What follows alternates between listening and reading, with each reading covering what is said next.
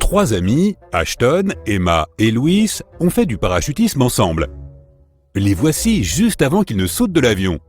Lequel d'entre eux est en danger?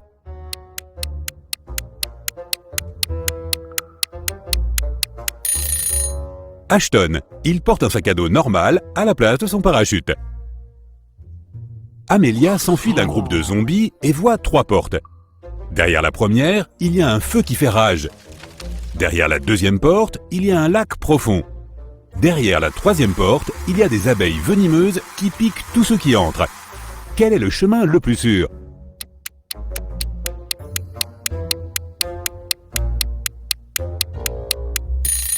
Je choisirais la deuxième porte et je m'éloignerais à la nage. C'est juste un lac. Amelia peut probablement le faire. Esmée se promenait dans la forêt et s'est perdue. Il était tard dans la soirée quand elle a finalement trouvé la maison d'une sorcière et a demandé à la femme de l'aider à rentrer chez elle.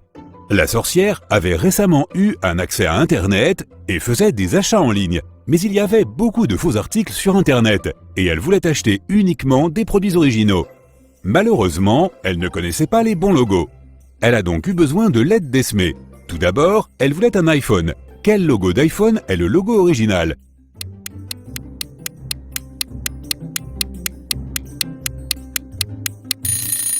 Bien sûr, celui-là. Ensuite, elle avait besoin d'une paire de baskets pour son jogging du matin. Quel logo est le bon?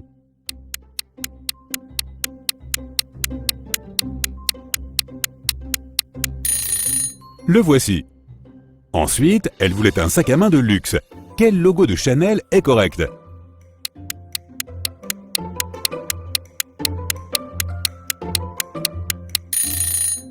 Celui-ci. La sorcière voulait aussi une moto BMW. Mais quel est le logo original?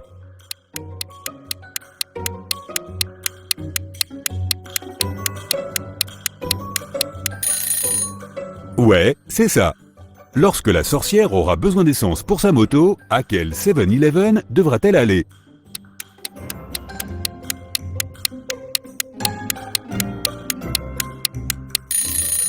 C'est celui-là. Incroyable. Maintenant, Esmée peut rentrer chez elle. Evelyne est allée à une fête d'entreprise avec son mari. Pendant la fête, elle s'est évanouie subitement. Quand elle s'est réveillée dans un hôpital, elle ne se souvenait de rien. Il y avait deux hommes en face d'elle et chacun d'eux prétendait être son mari. Mais lequel des deux dit la vérité?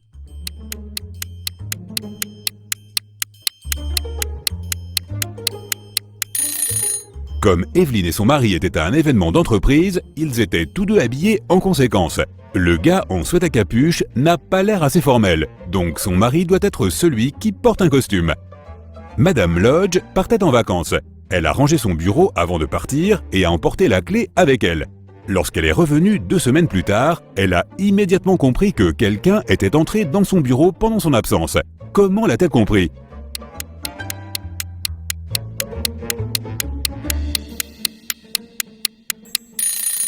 Quand elle est partie, les stores de la fenêtre étaient fermés et maintenant, ils sont ouverts. Un groupe d'amis s'est réuni un soir pour une soirée de jeu. Selon les règles de leur jeu, ils devaient tirer chacun une carte avec un numéro. Rapidement, ils ont réalisé que le numéro 6 manquait. Comme il s'agissait d'un nouveau jeu de cartes, c'était étrange qu'ils l'aient déjà perdu. Ils ont tous révélé leurs cartes et, en effet, il n'y avait pas de 6. Soudain, l'une des amies s'est mise à rire. Elle a dit qu'elle avait trouvé la carte manquante. Peux-tu la repérer toi aussi?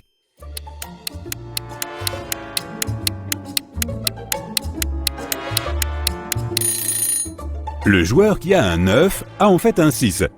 Mais il tient la carte à l'envers. Il n'y a que 8 cartes et le nombre le plus élevé est le 8. Il a été rapporté qu'une autre civilisation avait envahi la Terre. Le détective Callum avait pour mission spéciale de trouver tous ceux qui n'étaient pas humains. Il est entré dans un café à la recherche d'envahisseurs et a tout de suite remarqué l'un d'entre eux. Peux-tu reconnaître le client qui n'est pas humain?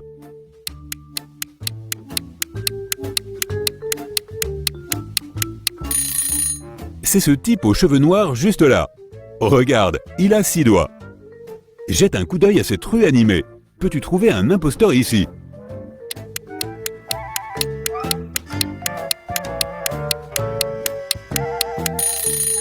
C'est ce type.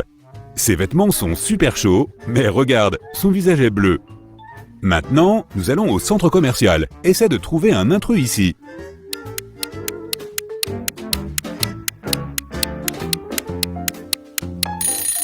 Regarde, cette femme scintille. Elle doit venir d'un autre monde.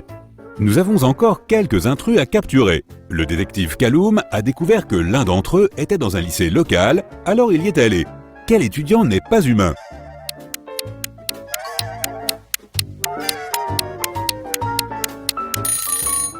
Regarde, cette fille flotte. C'est juste quelques centimètres au-dessus du sol, mais quand même, ce n'est définitivement pas une étudiante normale. Après le travail, le détective est allé à la salle de sport. Mais même là, il y avait quelqu'un d'une autre planète. Peux-tu le repérer?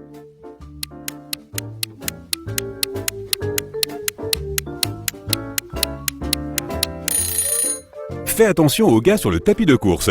Il court trop vite, ça doit être un imposteur. Aria a appelé la police pour signaler que son amie, Violette, avait été empoisonnée.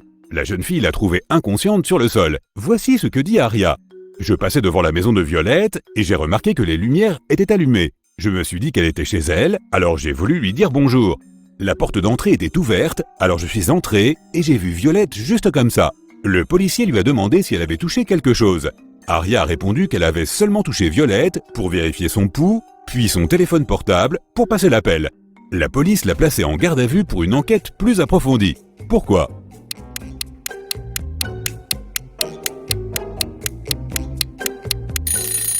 Les lumières de la pièce sont éteintes. Mais Aria a dit qu'il y avait de la lumière dans la pièce. C'est pourquoi elle était entrée. Si elle n'a pas touché l'interrupteur, alors elle ment. C'était un dimanche matin ensoleillé au printemps. Toute la famille était à la maison. Quand Anna est retournée dans sa chambre, après le petit déjeuner, elle a remarqué que quelqu'un lui avait fait une farce et avait volé tous les vêtements de son armoire. Elle a interrogé toutes les personnes de la maison. La mère d'Anna a dit qu'elle était occupée à réorganiser sa chambre. Son père a dit qu'il était en train de déblayer la neige devant la maison. La sœur de la fille, Serenity, a dit qu'elle avait joué à des jeux vidéo dans sa chambre. Qui a pris les vêtements d'Anna ?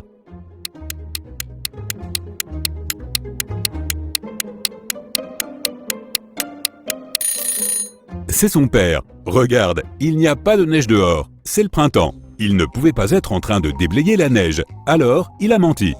Tyler est rentré chez lui et a trouvé une lettre d'amour dans sa boîte aux lettres. C'était une très belle lettre, mais l'expéditeur n'a pas écrit son nom. À la place, il y avait un code inscrit à la fin. Peux-tu trouver le nom de l'admirateur secret de Tyler ?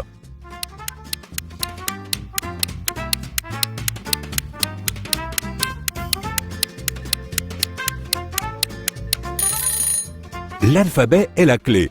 D plus 1 signifie la lettre suivant D, qui est E. O-3 signifie 3 lettres avant O, qui est L.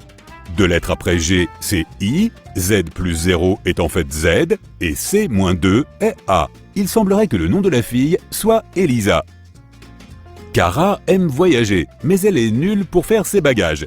Ta tâche est donc de vérifier sa valise et de trouver une chose qu'elle n'a pas besoin d'emmener avec elle. Kara va faire du camping avec ses amis. Quel est l'objet en trop qu'elle a emporté et qu'elle doit laisser à la maison ?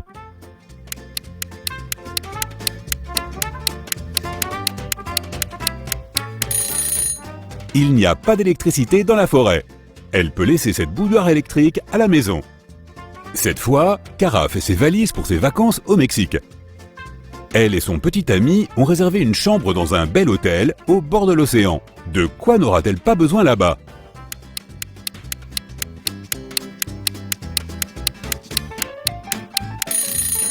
Elle n'aura probablement pas besoin de cette serviette. Les hôtels en proposent généralement et les remplacent chaque jour par des serviettes propres. Cette fois, Kara part en voyage au ski avec un groupe d'amis. La tâche est la même. De quoi n'aura-t-elle pas besoin là-bas ?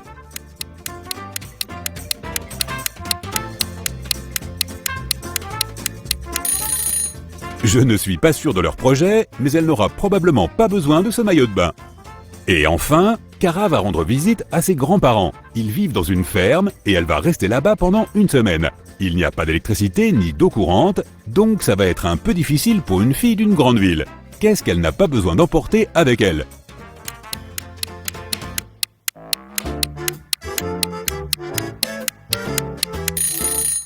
Je pense que c'est ce sèche-cheveux. Pas d'électricité, tu te souviens?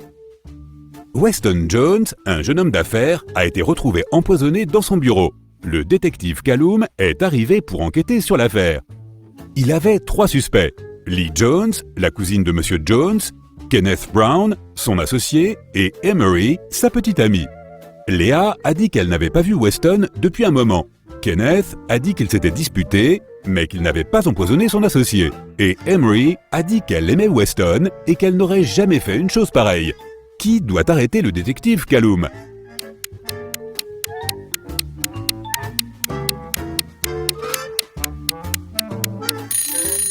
Regarde, il y a une tache de rouge à lèvres sur une des tasses de thé sur le bureau de Monsieur Jones.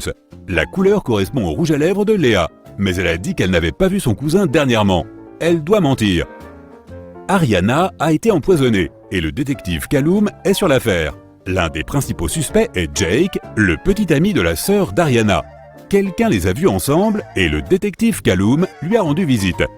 Bonjour, je suis désolé de vous dire ça, mais la sœur de votre petite amie, Ariana, a été empoisonnée. Savez-vous quelque chose à ce sujet?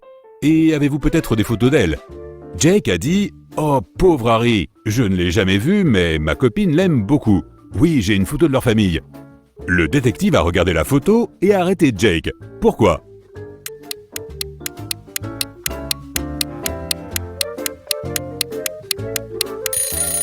Regarde, Jake est aussi sur la photo. Ça veut dire qu'il a dû connaître Ariana. Alors pourquoi mentirait-il à ce sujet? Esmé se promenait dans la forêt, ouais encore, et tu sais quoi? Elle s'est perdue. Elle avait erré jusqu'à ce qu'elle trouve la maison de la sorcière. Elle lui a dit « Salut » et a caressé le chat et a demandé à la sorcière de lui montrer le chemin de la maison. La sorcière avait une tâche pour Esmé. Elle avait besoin de plusieurs artefacts magiques pour son nouveau sort. Mais elle connaissait seulement leur forme, et Esmé devait trouver quels étaient les objets dont la sorcière avait besoin. Voici la première série. Ce sont des cristaux magiques. Lequel d'entre eux est celui dont la sorcière a besoin?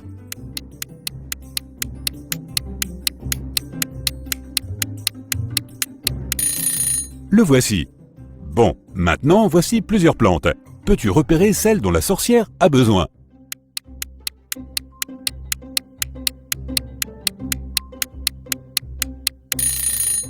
Oui, la voilà. Maintenant, il y a plusieurs types d'insectes. Lequel d'entre eux est celui dont la sorcière a besoin?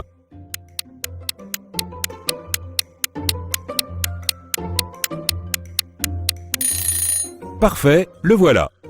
Et le dernier cristal, quelle est ta prédiction?